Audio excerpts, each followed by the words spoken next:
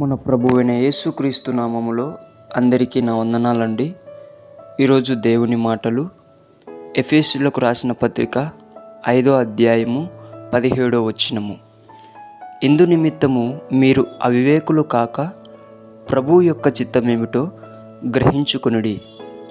ప్రియ దేవుని బిడ్డలారా, ఈరోజు దేవుడు మనతో మాట్లాడుతున్న మాట ప్రభు యొక్క చిత్తమేమిటో గ్రహించుకోవాలని ప్రభు చెప్తున్నాడు. అలాగుననే ఇక్కడ ఈ వచనములో మనం బాగా గమనించినట్లయితే దేవుని ప్రేమ మనకు అర్థమవుతుంది.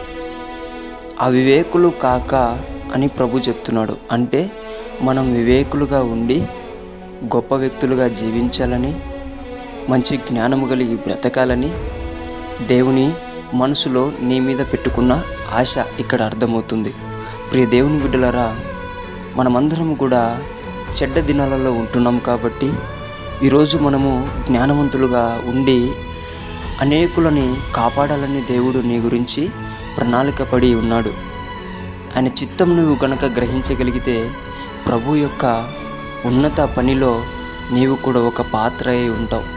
అంత గొప్ప భాగ్యము గొప్ప శిష్యులకు అందింది, తర్వాత నీకు కూడా అందబోతుంది. నీవు గనక ప్రతిదీ దేవుని చిత్తమని చెప్పేసి అపవాది చిక్కుల్లో చిక్కిపోకుండా ఒకసారి బాగా గమనించండి.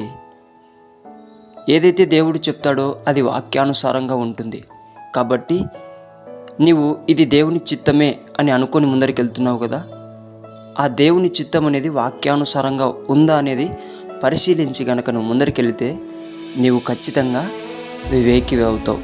దేవుడు అనుకుంటున్న జ్ఞానవంతుని అవుతావు. దేవుని మనసును సంపాదించుకుంటావు. నీకంటే గొప్ప వ్యక్తులను నీవు కూడా తయారు చేయగలుగుతావు. ప్రియ దేవుని బిడ్డలారా, ప్రతి ఒక్కరు కూడా ప్రభు మనసుని ఎరిగి ప్రభు చిత్తం ఏమిటో తెలుసుకొని వాక్యానుసారంగా ఉందో లేదో బాగా గ్రహించి వివేకులుగా జీవించాలని ప్రతి క్రైస్తవుడు కూడా మంచిగా దేవుని పని చేయాలని దేవుని బిడ్డ మనవి చేసుకుంటున్నాను.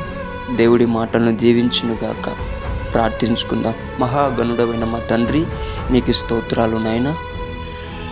మా ప్రియ రక్షకుడైన యేసుక్రీస్తు నామములో ప్రభా, మాకు వివేకమును దయచేసి ప్రభు చిత్తం ఏదో కనుగొనేలా మాకు జ్ఞానమును దయచేసి గ్రహించుకునే మనసును దయచేసి ముందరికి నడిపించి నీవే నీ బాటలో కొనసాగించేలా మమ్మల్ని అందరినీ తయారు చేయమని యేసు నామములో ప్రార్థిస్తున్నాము తండ్రి. ఆమెన్.